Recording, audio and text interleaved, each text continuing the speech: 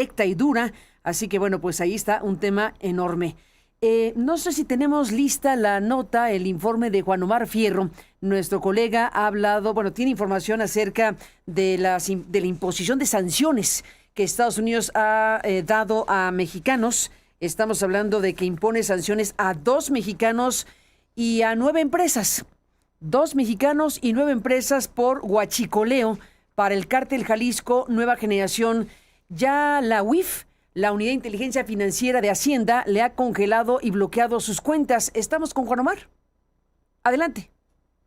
El gobierno de Estados Unidos impuso sanciones a 2 empresarios mexicanos y 9 compañías vinculadas al contrabando de combustible o huachicol para el cártel Jalisco Nueva Generación. La Oficina de Control de Bienes Extranjeros, conocida como OFAC, detalló que Oscar Juraidini y Refugio Ruiz Villagómez, junto con las empresas bajo su control, introducen combustible ilegal por valor de decenas de millones de dólares anualmente. El secretario del Tesoro estadounidense explicó que estas medidas evidencian cómo las organizaciones criminales se expanden más allá del tráfico tradicional de drogas para generar ingresos. Según la OFAC, el huachicol fiscal se ha vuelto una actividad sofisticada para financiar a los cárteles, que además genera corrupción en las aduanas mexicanas. Tras una alerta para el sector financiero emitida en mayo de 2025, la OFAC registró 160 reportes de actividades sospechosas que circularon entre México y Estados Unidos por un valor de 7,000 millones de dólares, involucrando principalmente al cártel Jalisco Nueva Generación. El esquema aprovecha que México envía petróleo pesado para ser procesado en instalaciones estadounidenses ante la falta de capacidad de refinación local. Al transformarse en gasolina, diésel o nafta,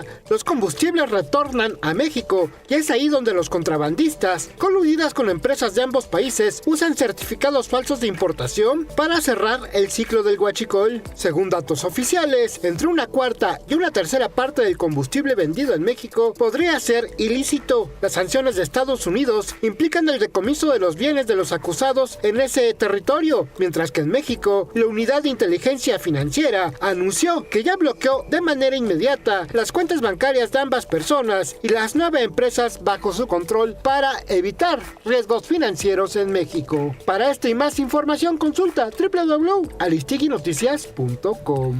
Gracias, Juan Omar Fierro, con esta información de lo que dio a conocer la autoridad estadounidense, de que impone sanciones a estos mexicanos y a estas 9 empresas por huachicoleo para el cártel Jalisco Nueva Generación. Y hablando de huachicoleo y hablando de lo que es este fenómeno de robo de combustible y huachicoleo fiscal, que es contrabando de combustible, y todo lo que hemos aquí informado amplísimamente, pues a lo largo de los últimos años, de los últimos pocos años, pero los años que hemos estado aquí informando del tema, no tuvimos suerte, más que suerte, no es un tema de suerte, corrijo. No tuvimos respuesta, que no es lo mismo, del gobierno mexicano a nuestra invitación formal. Les hicimos una invitación formal, les mandamos una comunicación escrita para que tuviéramos una respuesta a una invitación formal, para poder debatir, discutir o dialogar, en los términos que fuera, las cifras oficiales que ha analizado el doctor Francisco Barnés de Castro. El doctor Barnés de Castro, como hemos aquí dicho, es un académico, es un hombre que llegó a ser rector de la Universidad Nacional Autónoma de México, subsecretario de Energía en su momento, también director del Instituto del Petróleo y un especialista en la materia. Un especialista en la materia que es observador y analista crítico de las circunstancias relacionadas con el petróleo y con la energía. Con el doctor Barnés de Castro hemos tenido varias conversaciones y entrevistas en este programa. Y en algún punto de estas entrevistas y de las declaraciones y de las informaciones que ha dado el doctor Barnés de Castro en este programa, en algún momento de la historia nos zorrajaron una acusación de mentirosos, en pocas palabras. En lugar de discutir las cifras oficiales con un especialista, lo único que han hecho es tratar de descalificar al medio que difunde las declaraciones del especialista y en consecuencia, sin nombrarlo, al propio especialista. Y en lugar de recibir el golpe sin más, lo que hicimos fue pues traducir la agresión del gobierno hacia nuestro medio en una invitación. Y les dijimos y les reiteramos y lo volvemos a decir a la Presidencia de la República, a la Secretaría de Energía y a Pemex, que los invitamos a que se discuta abiertamente el tipo de análisis que ha hecho el doctor Barnés de Castro sobre las cifras oficiales publicadas. No son otras cifras, no son otros datos, no son otras informaciones de otros estudios, son estrictamente las cifras oficiales publicadas, y de las cifras oficiales publicadas es que se desprende el análisis del doctor Barnés de Castro. Pues hasta el momento no hemos tenido respuesta. Ya en la carta que enviamos, en el escrito que enviamos a la Presidencia y a la Secretaría de Energía y a Pemex, les proponíamos 3 fechas, 3 días con horarios posibles para que la Secretaría de Energía o el director de Pemex o algún funcionario o funcionarios que ellos determinaran pudieran estar en este programa con el doctor Barnés de Castro, que ya había aceptado esas fechas y esos horarios que propusimos al gobierno mexicano. Pues ya se pasaron esas fechas y esos horarios, y le preguntamos al doctor Barnés de Castro si él mantenía su disposición para discutir y hablar en este programa con alguien del gobierno mexicano. Él ha dicho que por el momento no cree que sea necesario o que pertinente seguir insistiendo, dado que ni siquiera hubo una respuesta hasta el momento. Tal vez tengan deficiencias en los tiempos para responder a solicitudes de este tipo, pero tienen áreas de comunicación social pues que pagamos con nuestros impuestos y que deberían dar respuesta a estas solicitudes, con un sí, con un no, con un quién sabe, con algún tipo de respuesta mínima que permita al medio de comunicación pues darle una explicación a su público de por qué aquello que quedó planteado en un programa al aire, en un programa en vivo, pues no tuvo seguimiento. Sí lo tuvo, y el seguimiento que hicimos fue enviar esa comunicación ya formal a estas instancias públicas, pero hasta el momento no ha habido respuesta. Las fechas propuestas pues ya se pasaron, y el doctor Barnés de Castro por lo pronto no nos ha no ha refrendado su disposición para proponer otras fechas. Así que en este momento se cerró la posibilidad de un debate o de un diálogo, a menos que todavía quede esa posibilidad, a menos que el gobierno pues nos dijera sí estamos interesados, y entonces le plantearemos de nuevo al doctor Barnés de Castro que esa posibilidad se vuelve a abrir. Si eso llegara a pasar, pues ya se lo contamos. Ojalá que fuera, porque me quedo con los puntos que el doctor Barnés de Castro dejó aquí y amplió después sobre lo que nos están diciendo esas cifras oficiales publicadas. Incluso solicitamos que nos refrenden si esas cifras publicadas son correctas, porque podría existir el caso de que lo publicado no corresponda con la realidad, pero aún así tendría que haber una explicación. Publicadas están porque son las que ha revisado el experto, y lo que nos dice es lo siguiente. ¿Dónde está el meollo de ese debate necesario? ¿Dónde estaría en caso de que se dé un debate, una discusión, un diálogo? No es pleito, créame que no es un pleito. Es la necesidad que se tiene de saber exactamente qué está pasando con millones de barriles de petróleo que, según las cifras oficiales, se produjeron, pero que no hay registro de en dónde quedaron. Ese es el tema. El doctor Barnés de Castro nos dice lo siguiente, y coincido con él. Pemex y CENER, Pemex y la Secretaría de Energía deberían aclarar que si son correctas las cifras de producción de crudo y condensados, de exportaciones de crudo y de procesamiento de crudo en el Sistema Nacional de Refinación que ha publicado Pemex en sus informes financieros y en sus informes a la CENER, que indican que hay más de 65 millones de barriles que fueron producidos, pero no fueron procesados ni exportados entre 2022 y 2025.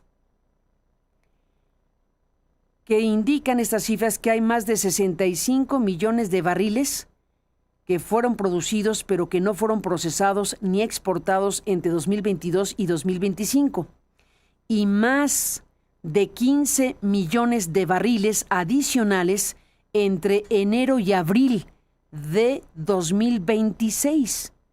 Es decir, ahorita. Más de 15 millones de barriles adicionales entre enero y abril de 2026. Y si es cierto, que también tendría que confirmarnos Pemex y Sener, si es cierto que esta diferencia de volúmenes no es atribuible al robo de crudo, entonces, si no es robo, entonces, ¿dónde se encuentran almacenados estos 80 millones de barriles faltantes? ¿O qué es lo que pasó con ellos?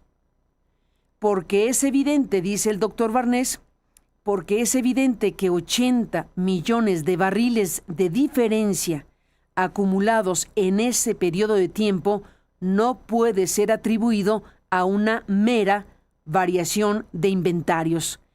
Estos 80 millones de barriles faltantes tuvieron un valor. Escuche usted este dato que da el doctor Barnés. Estos 80 millones de barriles faltantes tuvieron un valor en el mercado del orden de 6,000 millones de dólares, de acuerdo a los precios promedio de exportación reportados por Pemex para cada uno de esos años, y de los cuales 1,200 millones de dólares corresponden al faltante de este año.